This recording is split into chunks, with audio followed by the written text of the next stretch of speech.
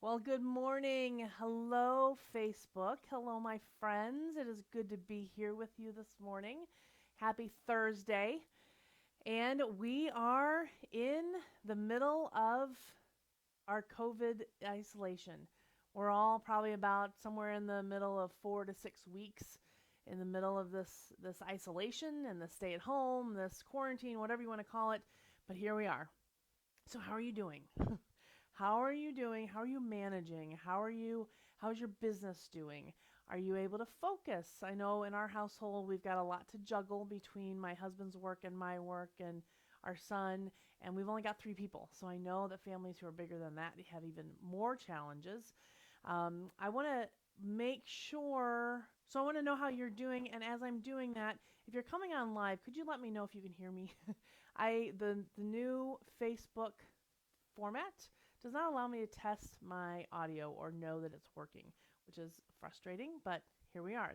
They keep changing it, and we're gonna adapt. So adaptation is the name of the game these days, I think, right? So here we are in the middle of this isolation, in the middle of the quarantine. It's changing the world, and it's changing communication.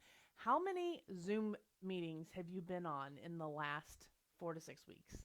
I mean, really, it is exponentially grown. People who didn't know what Zoom meant or knew who Zoom was, now use Zoom regularly. My son is now talking about Zoom meetings in a regular basis.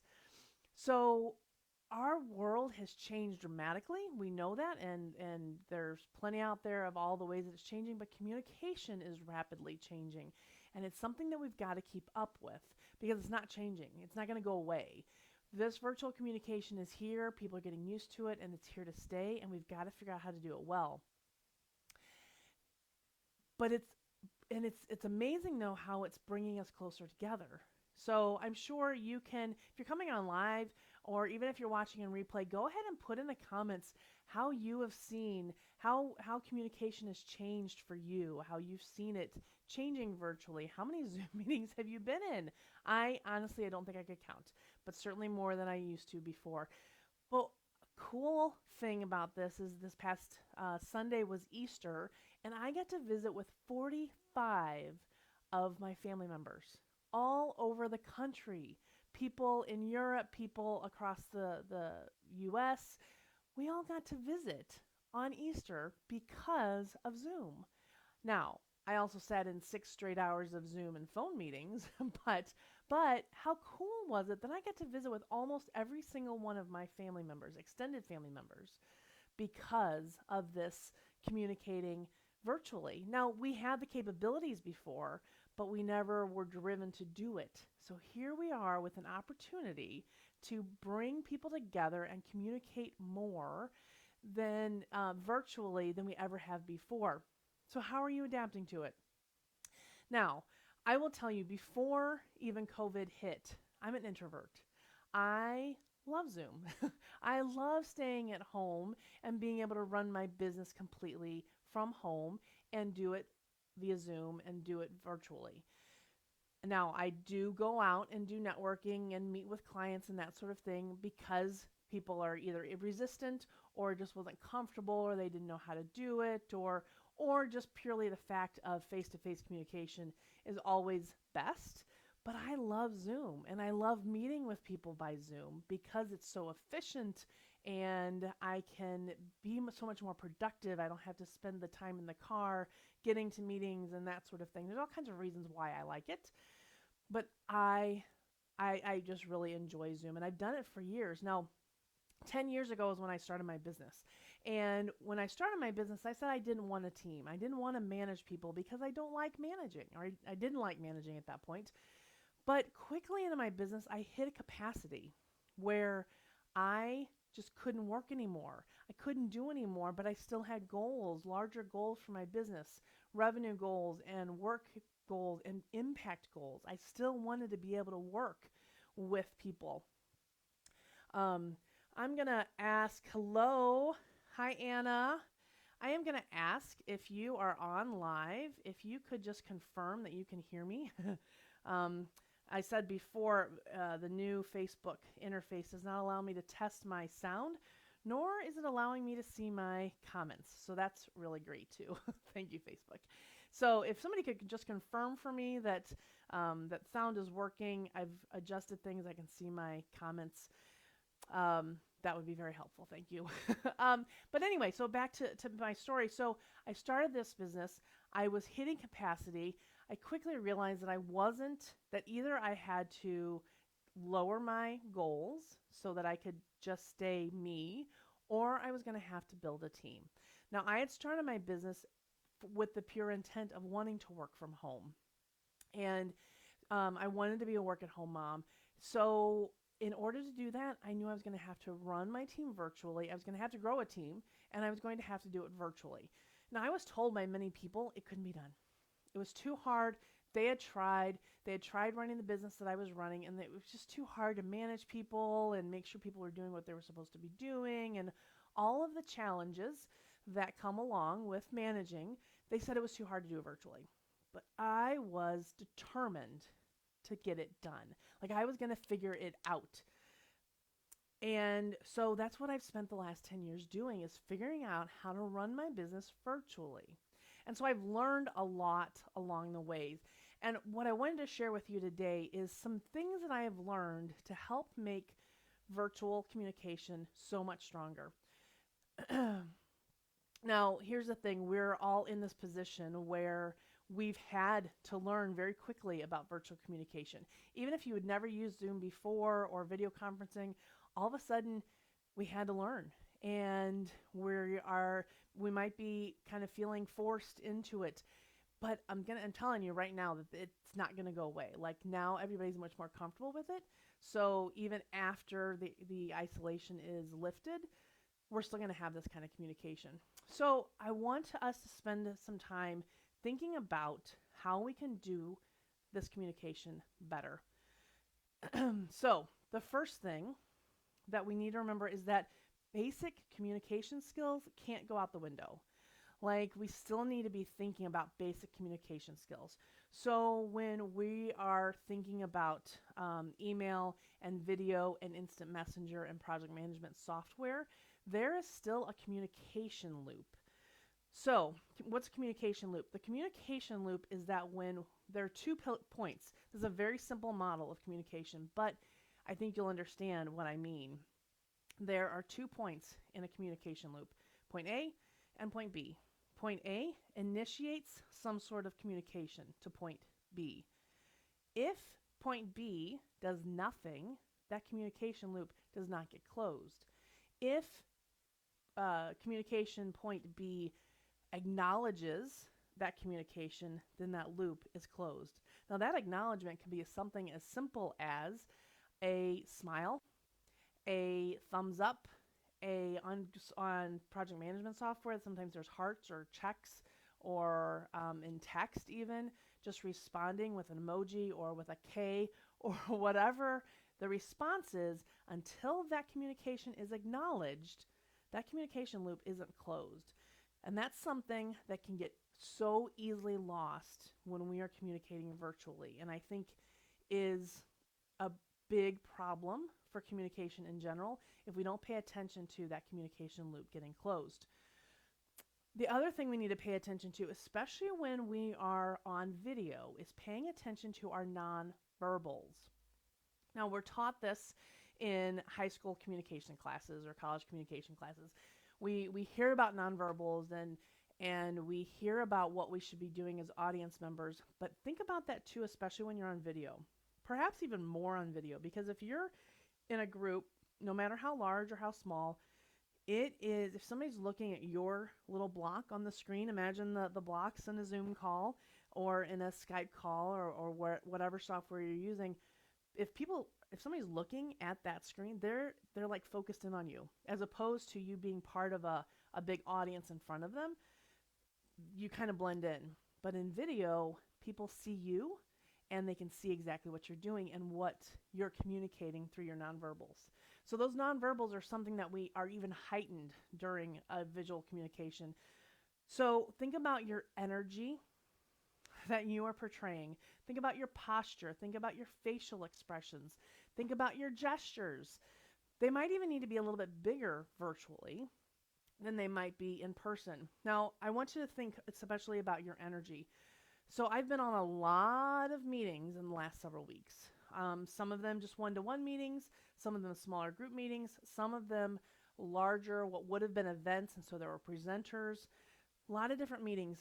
And one of the things that I've seen, especially presenters who are not used to presenting virtually, it's really easy to get comfortable where you're at, and so your energy level goes down. Now, when you're up in front of a room and you're presenting, your energy is going to be different. You're feeding off the people in front of you.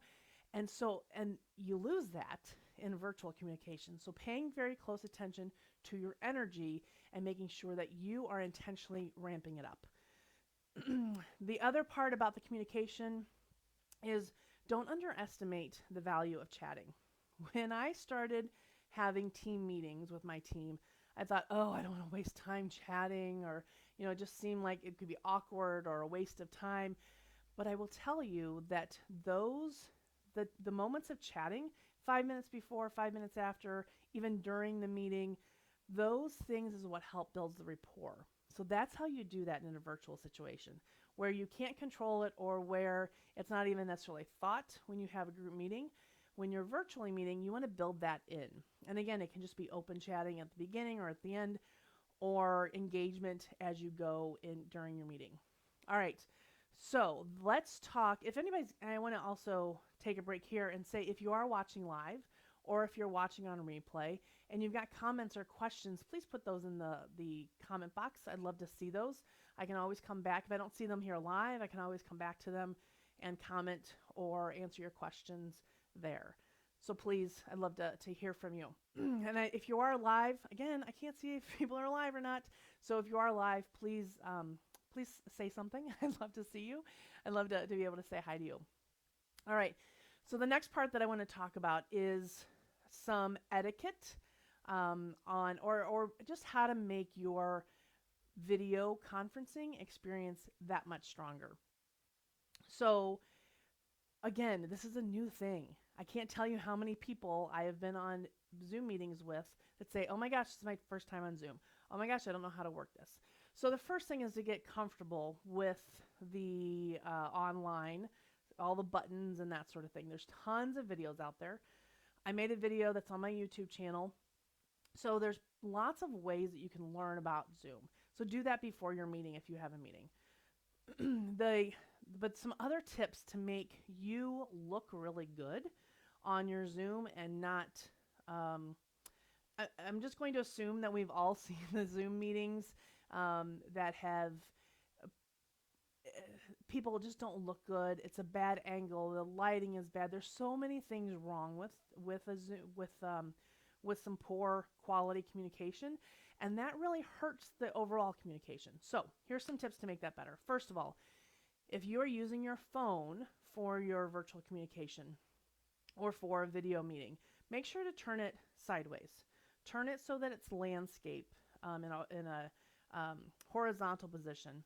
So, because that's how the video will record the best. If you're able to, please use a tripod or put it in some stable way.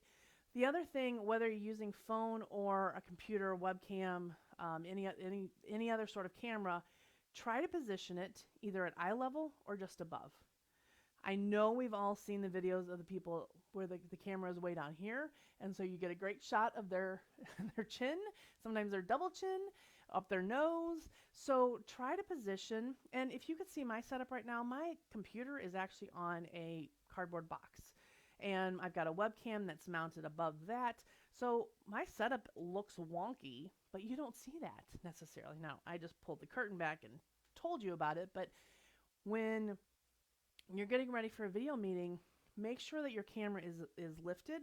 Do what you got to do to get that up there, because that'll present you in a much more flattering and much more attractive light, a camera angle, and that'll just help the communication when you're trying to communicate or share with somebody that much. It'll make it that much stronger. Pay attention to your background. we it's and I've worked hard to get this corner in my office to be kind of a clear and nice background.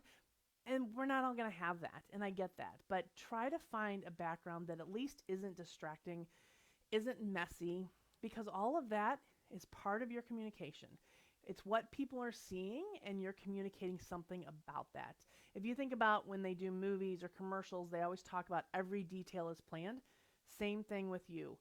Think about everything that is in the frame because that's communicating something to the people who are watching you. Pay attention to the lighting. Um, I've seen a ton of people sitting in front of windows, which all that means is that there's a lot of light coming in behind you and you think that that's a good thing.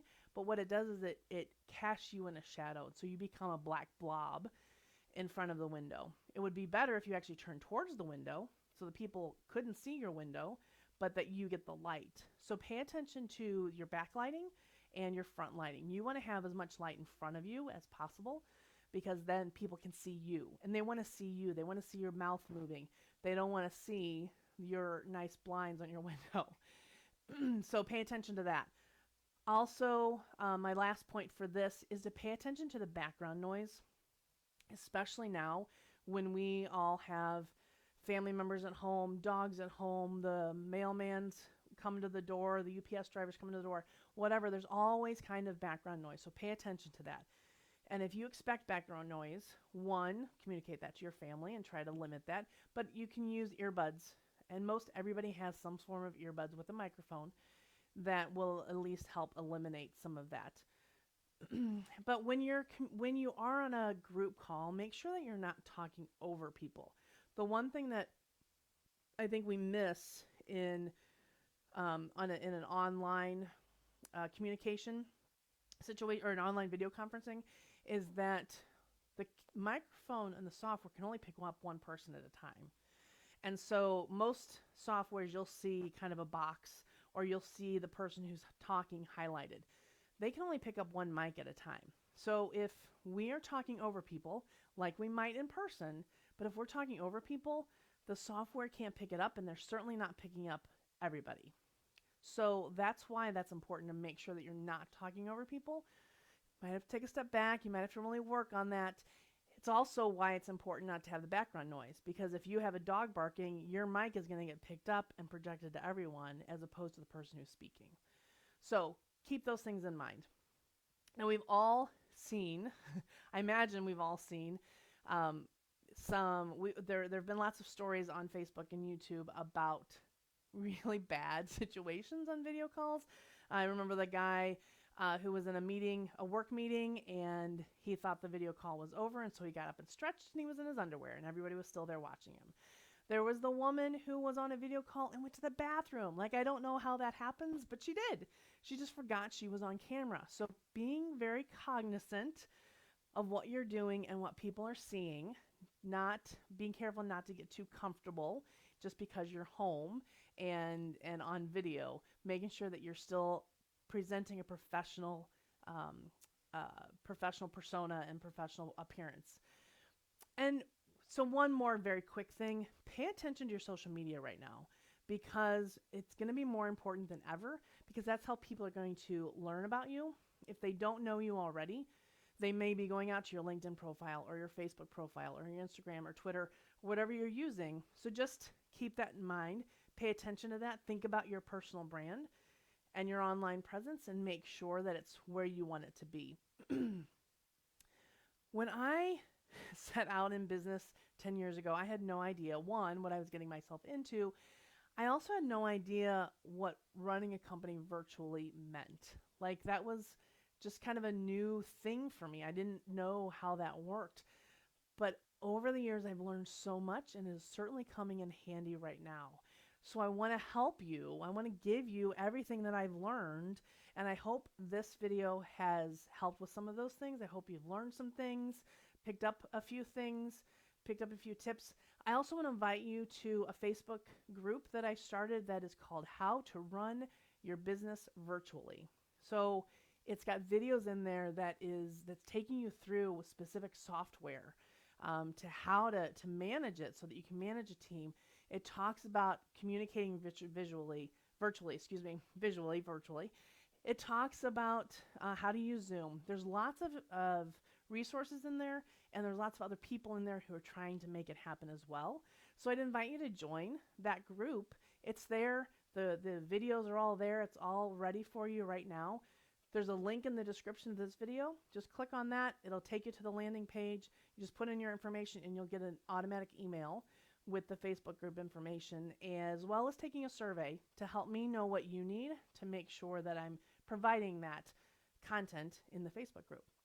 So I hope this has been helpful. Again, I'd love to hear in the comments how you're adapting virtually, which of these tips is really stuck out for you and meant something to you, and that you'll be able to incorporate in your virtual communication. So until next time, friends, have a stellar day. Bye.